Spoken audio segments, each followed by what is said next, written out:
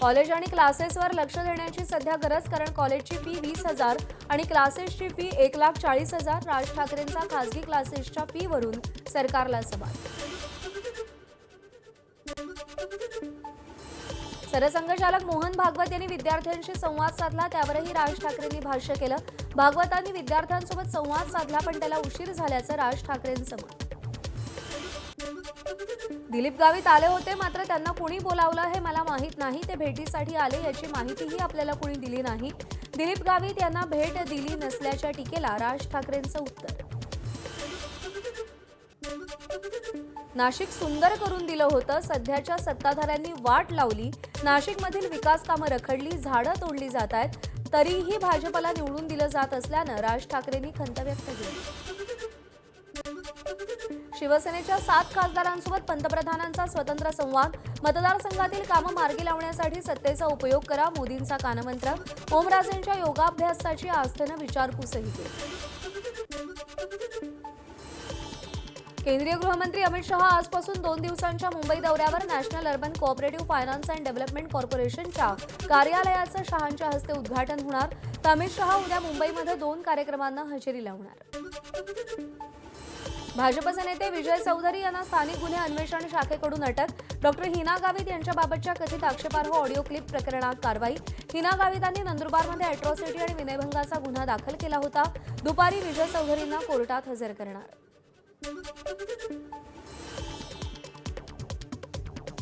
सोलापुरात मनसे पदाधिकाऱ्याच्या हत्येच्या आरोपात अटकेत असलेल्या भाजप नगरसेविकेला 7 महिन्यांनी जामीन मिळाला. मनसे विद्यार्थी सेनेचे शहराध्यक्ष बाळासाहेब सरवदे यांची हत्या झाली होती. नगरसेविका शालन शिंदेंना जामीन मंजूर. राजकीय वादातून हत्या झाली होती. कर्नाटकची राजधानी बंगळुरू इथे आज राष्ट्रीय ओबीसी महासंघाचं 11वं राष्ट्रीय महाअधिवेशन. मनोज जरांगे पाटील यांनी आंदोलनाचा इशारा दिल्यानंतर आजच्या राष्ट्रीय ओबीसी महाअधिवेशनाकडे संपूर्ण महाराष्ट्राचं लक्ष. ओबीसी आंदोलनाची पुढची दिशा ठरणार. बंगळुरूतील ओबीसी महाअधिवेशनाला महाराष्ट्राचे मुख्यमंत्री देवेंद्र फडणवीस उपस्थित राहणार नाहीत. जातीय जनगणनेत ओबीसीच्या कॉलमचा समावेश केला जाईल. मुख्यमंत्री देवेंद्र फडणवीस यांची व्हिडिओ संदेशाच्या माध्यमातून ग्वाही.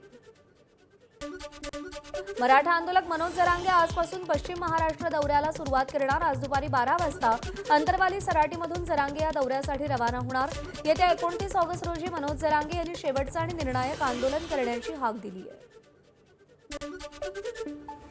मनोज जरांगे पाटील 2 दिवस सातारा दौऱ्यावर. 11 आणि 12 ऑगस्टला जरांगेचा सातारा दौरा. सातारा गॅझेट संदर्भात भूमिका मांडणार. मंगळवारी कराडला जरांगे मुक्कामी राहणार.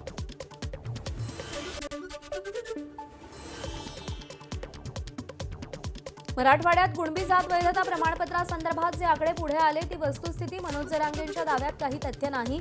जात पडताळणी समितीला जात वैधता प्रमाणपत्र नाकारण्याचा अधिकार. ओबीसी नेते बबनराव तायवाडेंची माहिती.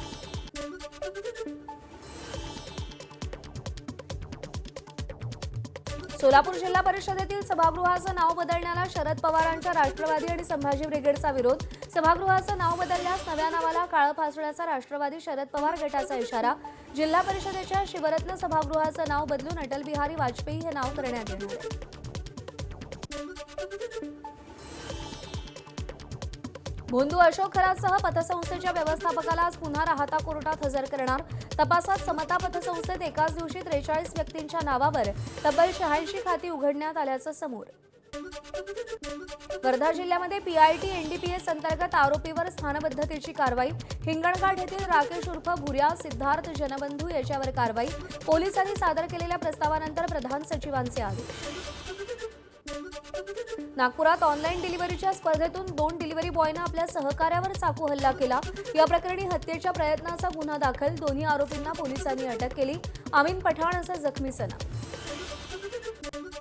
नागपुरातील अल्पवयीन मुलीचं अपहरण, जीवे मारण्याचा प्रयत्न. आरोपी पोलिसांना सहकार्य करत नाही.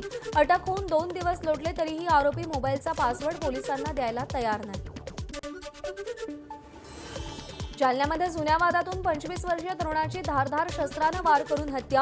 जालना शहरातील नूतन वसाहत भागात ही घटना घडली. अजय आढाव असं मृत तरुणाचं नाव. आरोपीचा शोध सुरू.